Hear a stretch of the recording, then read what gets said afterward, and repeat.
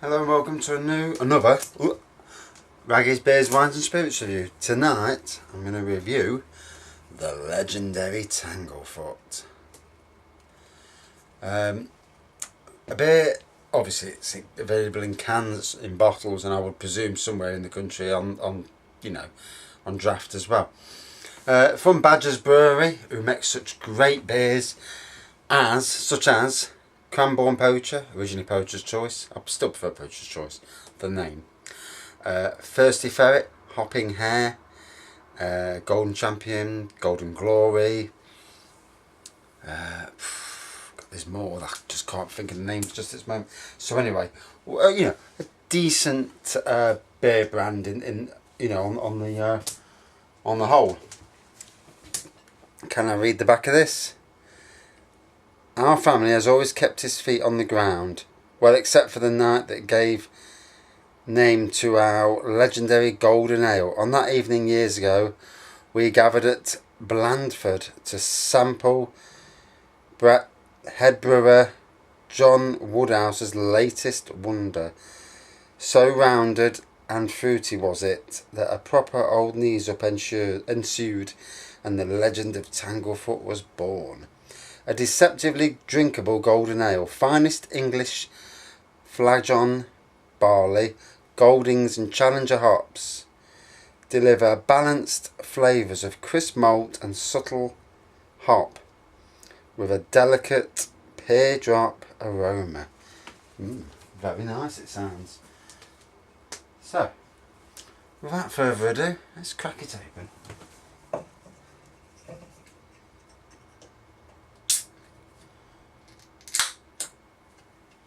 Or shall we say, let's try and crack it open. So, not had this in a while. Apologises for the dirty glass. Not really about the flavour of this drink though. So as you can see, it's pouring out a really lovely golden colour to it. It might appear in that light to be dark, but it is golden. Good head on it. Probably a bit too much of a head on it. That's down to my crap pouring, mind you. So, Badger Brewery, owned by Hall and Woodhouse. See, even I didn't know that until I just read it a minute ago.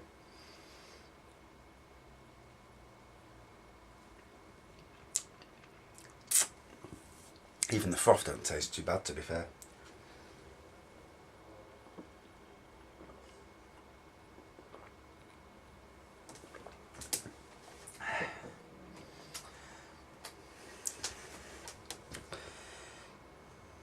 Right, so at beeradvocate.com, from 112 ratings, 3.2 out of 5. So not bad ratings really. What do they call it? I haven't really said out about it. Pours clear gold in colour with 1/4 inch head. Taste is Pilsner malt, melon and English malts. Moderate carbonation, bitter, medium bodied. Makes for an above average English ale. And then you have to scroll down because nobody's putting anything interesting down. They just, here we go. Somebody with a bit more about them. 3.62 out of 5. So, light brown, quite clear. Smell, lots of biscuit, butter and bread. Some light lemon. Taste, fruity honey malt, green apple, green melon, hay, butter, caramel, some dried fruit, tiny amount of chocolate. The hops are subdued until the aftertaste, which is quite unusual. The hops are of pine and lemon. Well, I'm actually getting the pine. These become more pronounced the more I drink. Thicker than usual for this style, good amount of carbonation without being overbearing. Overall, well balanced beer, nothing special but decent for the style and the price. And that's it. Always a good seller when I worked at Sainsbury's, and and that was even when it wasn't on offer. So it's always interesting when something's not on offer that it sells well, because it means that it's obviously a good beer or wine or whatever, you know. I mean, there used to be some products that went on offer and still didn't go off the shelves, and then you know that it's not a well-liked product or a niche product.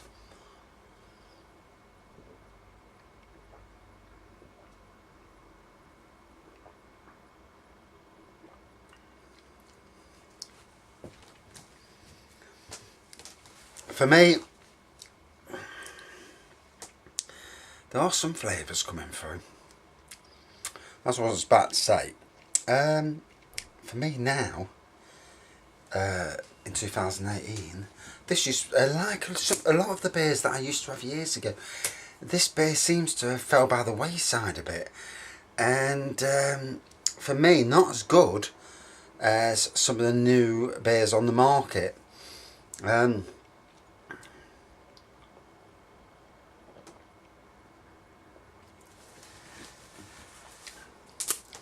The hops are in the background, you know, like the person said, they're not prevalent, too strong.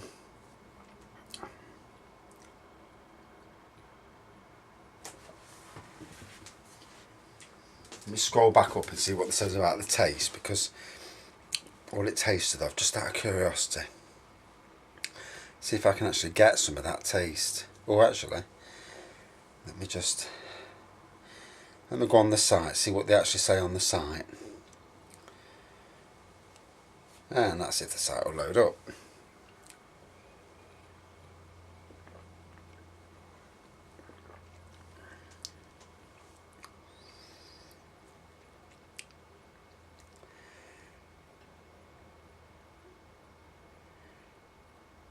Yeah, it definitely does come on cask. And it's not saying a lot on the site, which is, you know, a bit disappointing. It was crafted in the 80s, and it says it, and it's just still as iconic as the Rubik's Cube. I don't think so somehow. So, I'm not getting anything off there. It's not a bad beer, really, you know. I find it's...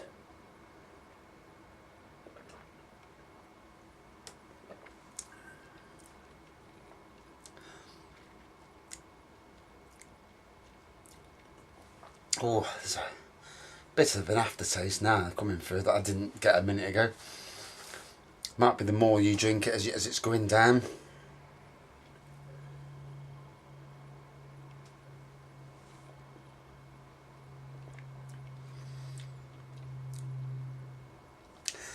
Yeah, I don't know, you know, it's I think it's the curse of the beers that I tried years ago. Beers that I loved years ago just don't seem to be as good these days, and obviously nowadays the market is mega strong, and so if you're going to deliver a product to the market, it's got to be a great product. It's got to have good smell, good flavour, good strength, or maybe not good strength, depends on what you're looking for. But this, smell wise, not a lot to it really, you know. You know, it's a bit like the John Smiths of the golden ales, you know, in that respect. I mean, I reviewed Lidl's Golden Gold, which, you know, you wouldn't, if you put that against this and you was asked which one do you want before, just by looking at them, you'd go for Tanglefoot every single time. But today, whether it tastes different out of a can than a bottle, which I think I've got a bottle somewhere, so we'll do a bottle taste at some stage. Not tonight, I couldn't do another pint tonight.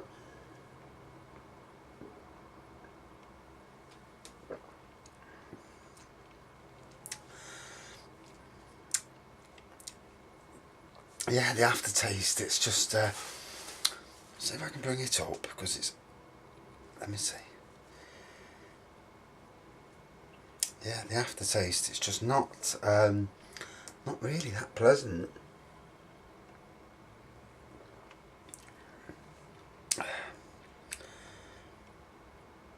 So on ratebeer.com, just shows you how different sites are. from 404 ratings, 2.72 out of 5, which is pretty low, you know, for a beer of this. And this is a review from a couple of days ago. Twigs, grain and cereal malts, hay straw, clear, dark gold, medium frothy, off-white head, light bitter, more bitter grain and cereal malts, straw hay, bread, twigs, soft carbonation, medium bodied. Now that is boring. Someone's put. And recent reviews have actually been quite low. 1.7 out of 5, which is low. Not unpleasant, but a bit sweet. Lacks nose. This is the sort of ale that lager drinkers would like, and not just because of the colour. And I think you're right. I think it's a